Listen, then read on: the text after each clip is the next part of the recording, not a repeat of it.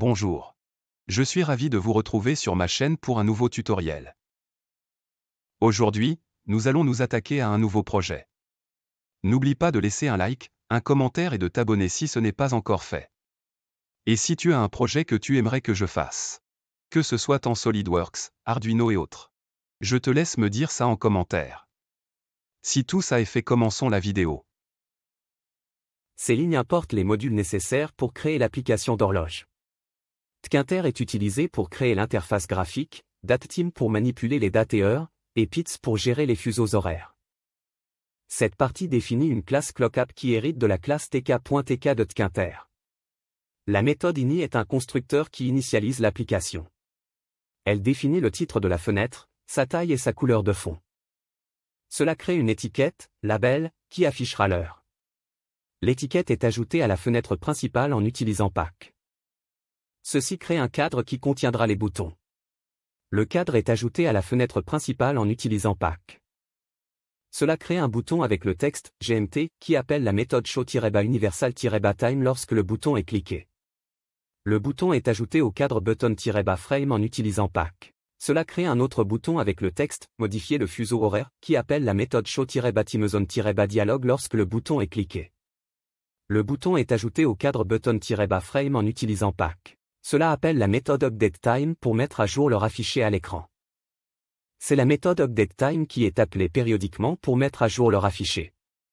Elle utilise dateteam.now pour obtenir l'heure actuelle, la formate en heures, minutes et secondes, puis met à jour le texte de l'étiquette time label avec cette valeur. La méthode after, 1000, self.update-time, est utilisée pour appeler la méthode UpdateTime toutes les 1000 millisecondes. C'est la méthode show-universal-time qui est appelée lorsque le bouton « GMT » est cliqué. Elle utilise pits.timezone, GMT, pour obtenir l'heure universelle actuelle, la formate et met à jour le texte de l'étiquette time label avec cette valeur. C'est la méthode show-timezone-dialog qui est appelée lorsque le bouton « Modifier le fuseau horaire » est cliqué. Elle crée une instance de la classe timezone-dialog, qui est définie plus loin, et attend que la fenêtre de dialogue se ferme avant de continuer. Cette partie définit une classe timezone-dialog qui hérite de tk.toplevel.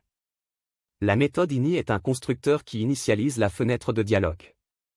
Elle définit le titre de la fenêtre, sa taille et sa couleur de fond.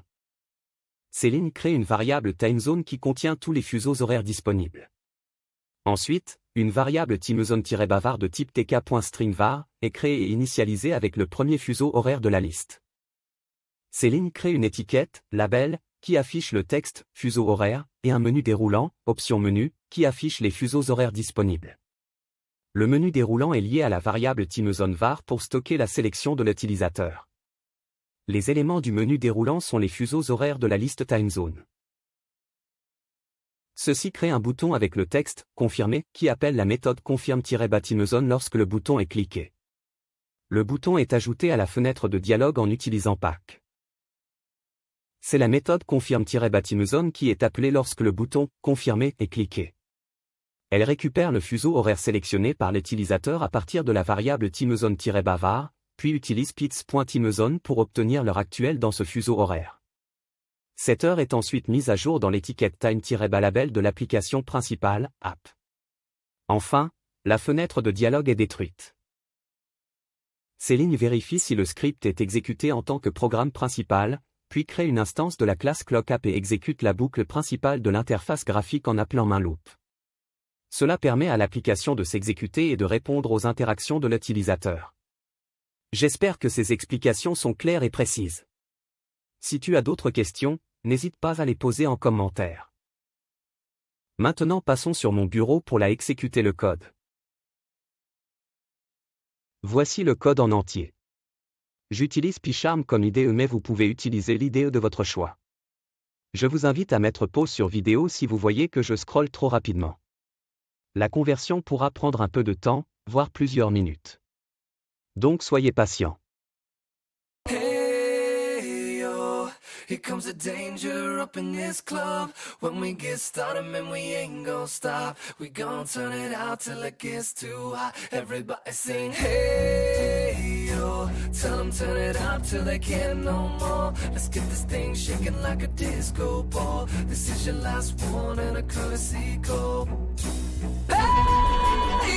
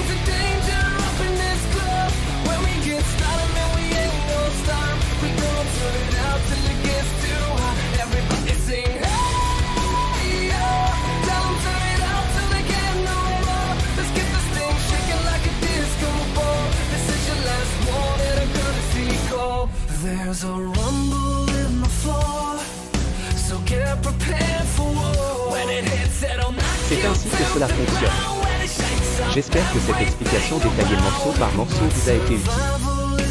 N'hésitez pas à poser vos questions en commentaire si vous en avez.